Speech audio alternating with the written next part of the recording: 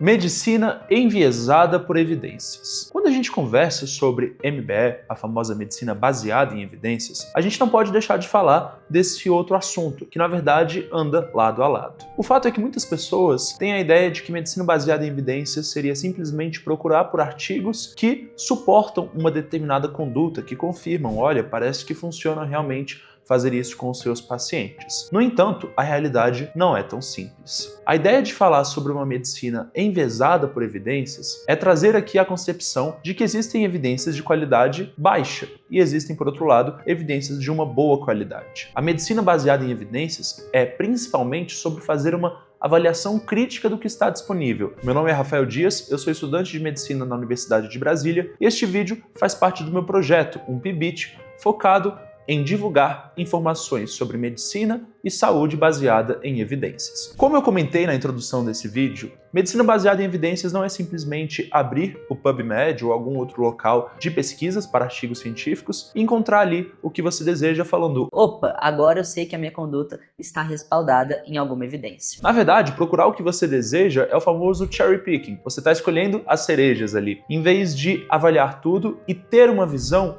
que está mais alinhada com a realidade. Não adianta se existem 99 artigos de boa qualidade dizendo que uma coisa não funciona e você foca no único artigo de qualidade limitada dizendo, peraí, funciona assim. Quando nós falamos do estado atual, estado contemporâneo das publicações científicas, várias reflexões foram feitas nas décadas recentes para mostrar que existem muitos prejuízos a uma ciência de boa qualidade. Desde a maneira como funciona todo o processo de publicação e divulgação dos artigos, até, claro, os incentivos da indústria farmacêutica dentro da produção de trabalhos. E para abordar esse assunto, eu decidi trazer justamente o livro Manual de Medicina Baseada em Evidências, organizado pelo médico brasileiro José Alencar, que tem um capítulo com o mesmo título, a ideia de uma medicina que foi enviesada pelas evidências. Neste capítulo, os autores colocam em um dos primeiros tópicos o vínculo da indústria farmacêutica com os pesquisadores. E ali a gente percebe que quando uma pesquisa é financiada pela indústria, existe notadamente um certo viés. Não estou dizendo aqui que toda pesquisa vinculada à indústria é ruim,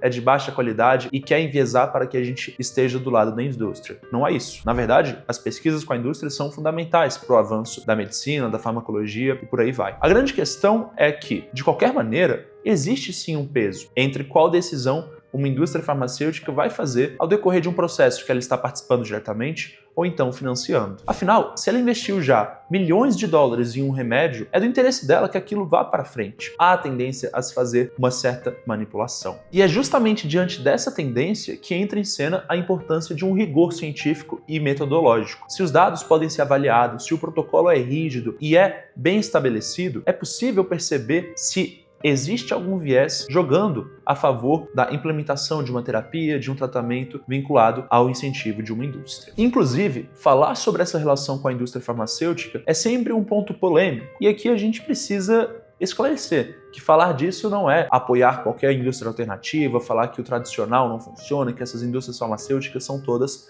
malvadonas. E sim, entender a realidade, que existem interesses de diferentes lados e que eles contribuem para o resultado final da nossa prática. Além dessa relação com a indústria farmacêutica, os autores apontam um outro tópico muito relevante na questão dos vieses nas evidências que a gente tem disponível, o famoso viés de publicação. Quando um artigo é enviado, é submetido para ser publicado em uma revista, a gente sabe, por várias pesquisas, que existe uma tendência de que os resultados positivos sejam publicados, enquanto os negativos tendem a ser recusados. Afinal, dizer que uma coisa funciona parece chamar mais atenção do que dizer que algo não funciona. Essa tendência, porém, também é bastante prejudicial. Se algo não funciona, a gente deveria descobrir rapidamente que foi feita uma pesquisa chegando a esse resultado. Porém, fazendo a pesquisa, nós provavelmente encontraremos um maior número de artigos dizendo que funcionava, porque eles tinham, desde o princípio, uma maior chance de serem publicados. E desse modo, o viés de publicação prejudica uma análise imediata quando a gente quer consultar uma evidência rapidamente para uma situação específica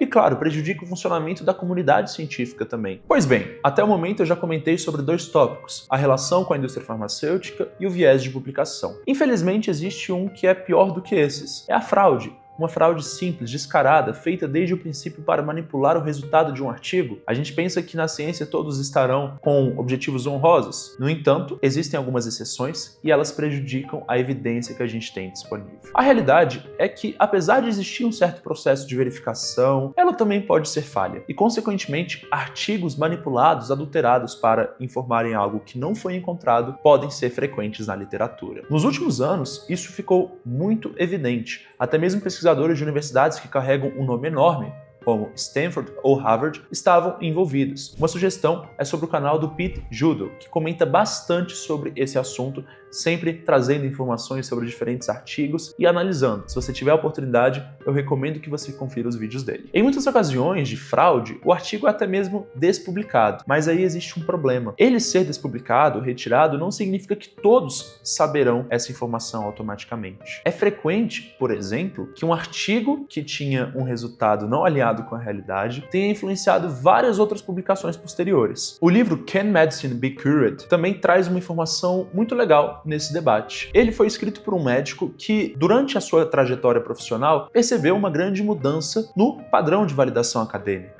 Antes, participavam da vida acadêmica médicos que tinham, de fato, esse interesse. Com o tempo, nas últimas décadas, na medicina no mundo inteiro, passou a ser muito valorizado fazer atividades de pesquisa. Então, a pessoa, mesmo que não tivesse o interesse por si, sabendo que aquilo poderia ser bom para o currículo, era incentivada a participar, buscava participar de pesquisa. Isso levou a uma tendência, infelizmente, de publicação por publicação. É muito comum no campo da medicina e de várias outras áreas da ciência a frase publicar ou perecer. Porque a realidade é que vários cargos acadêmicos e várias outras posições profissionais são determinadas pela produtividade de um profissional. Consequentemente, se ele precisa publicar mais artigos, há uma chance de que o rigor metodológico diminua. E com um rigor muito menor, a gente tem uma chance maior de que o resultado não seja de fato alinhado à realidade. E vários desses tópicos que eu citei aqui no vídeo foram utilizados pelo epidemiologista John Ioannidis para escrever um artigo muito interessante que teve um impacto gigantesco nos últimos 20 anos. Publicado em 2005, o título em português seria "Por que a maior parte das pesquisas publicadas são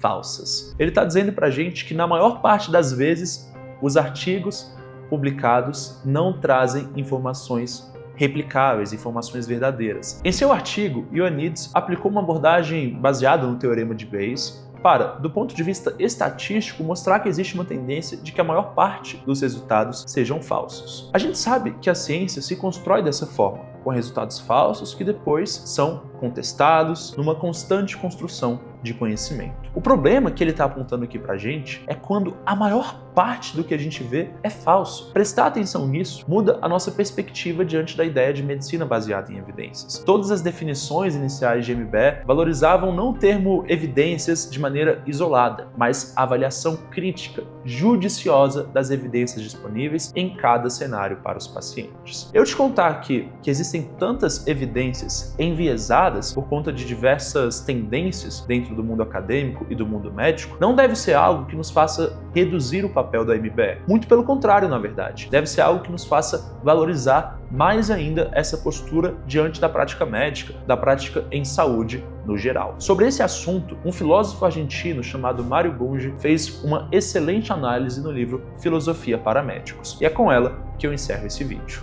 É natural que, diante dos abusos da medicina oficial, haja quem queira optar por alguma das medicinas complementares e alternativas, em particular a fitoterapia. Porém, um semelhante retorno ao passado é tão irracional como renunciar à democracia em vista de que é limitada e corruptível. Do mesmo modo que os defeitos da democracia se corrigem com mais democracia, o remédio para qualquer enfermidade não é menos ciência, senão mais ciência e combinada com consciência moral. Obrigado por ter assistido esse vídeo. Espero que você tenha gostado. Se você tem algum comentário, pode colocar aqui pra gente. E claro, se inscreva no meu canal. Será uma honra ter você acompanhando os meus vídeos sobre medicina baseada em evidências e ciência nos dias atuais.